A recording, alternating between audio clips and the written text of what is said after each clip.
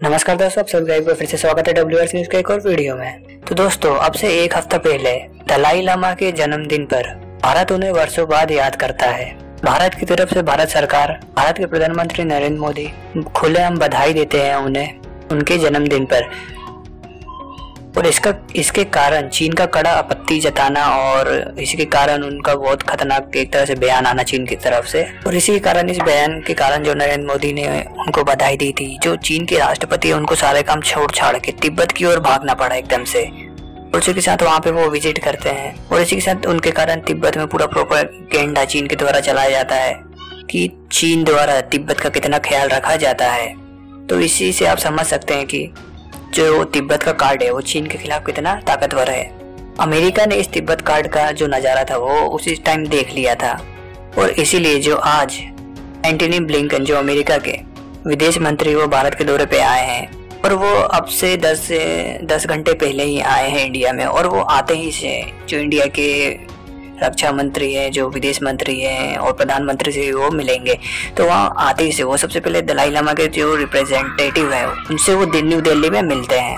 मैं आपको बता दूं कि ये जो मीटिंग थी रिप्रेजेंटेटिव के साथ, ये अमेरिका ने 1-2 दिन पहले ही अनाउंस कर दी थी। इसी के साथ इस मीटिंग के अनाउंस करने के बाद से ही चीन जो बहुत तेज गति से इसके बाद भड़का था।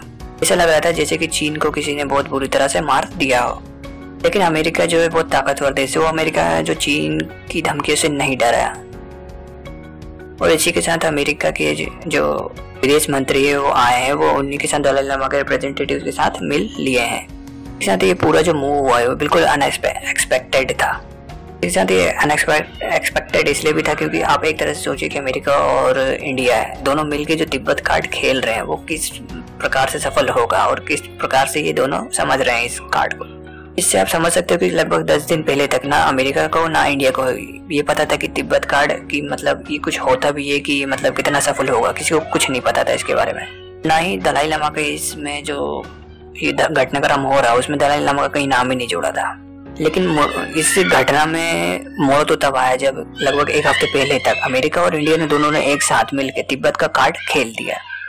इसी के साथ जो एक हफ्ते पहले जो बधाई संदेश नरेंद्र मोदी जी ने दिया था, उसी पे इतना तेज भड़का था जिससे कि पूरी दुनिया में ये एक तरह संदेश अलग ही चला गया था कि चीन किस तरह से तिब्बत कार्ड पे भड़क जाता है और उसका जो कमजोरी है, जो सबसे बड़ी कमजोरी एक तरह से माना जाए तो अब वो तिब्बत ही है। और इसी के साथ आप समझ सकते हैं कि बिल्कुल जैसे ये बयान दोनों देश का आया तो तिब्बत जो चीन के राष्ट्रपति वो सारे के सारे काम छोड़ के अपने तिब्बत की ओर भागे ताकि उनका तिब्बत कहीं चले ना जाए। इसी से आप समझ सकते हैं कितना तिब्बत उनके लिए इम्पोर्टेंट है और कितनी कमजोर नस्ब जो नस होती है वो है तिब्बत उनके लिए।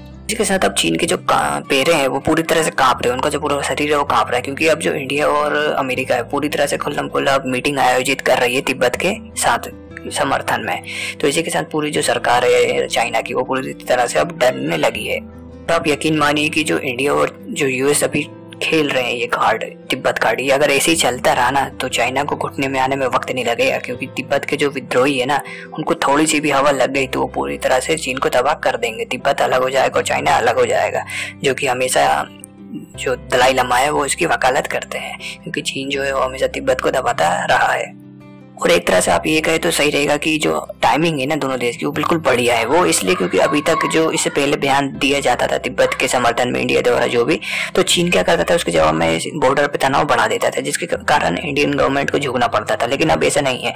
दरअसल नरेंद्र मोदी सरकार आने के बाद थोड़ी इनके रवैये में भी चेंज हुआ है, चीन को देखने का जो नजरिया वो थोड़ा चेंज हुआ है। उसके साथ जो अभी घटनाक्रम हुए हैं गलवान वैली में जो मुठभेड़ हुए उसके कारण जो वहाँ पे पहले ही बहुत ही ज्यादा तनाव है, इसके कारण जो चीन है अब वो कुछ कर नहीं सकता जानबूझ के और लड़ाइयाँ नहीं लड़ सकता, मुठभेड़ नहीं कर सकता। छोटी मोटी भी अगर वो चलाना चाहे तनाव बढ़ाने की तो नहीं बढ़ा सकता है क्योंकि इंडियन गवर्नमेंट ने वहाँ पे पहले ही से बहुत सारी जो लाखों की संख्या में इंडियन आर्मी है वहाँ पे अपने जवान तैनात करके रखे। उसी के साथ जो पिछले बार मैंने बताया था 2-3 दिन पहले कि 15,000 सैनिक और भेजे हैं, जिसके कारण चीन पे भी बहुत अब दबाव आ गया है।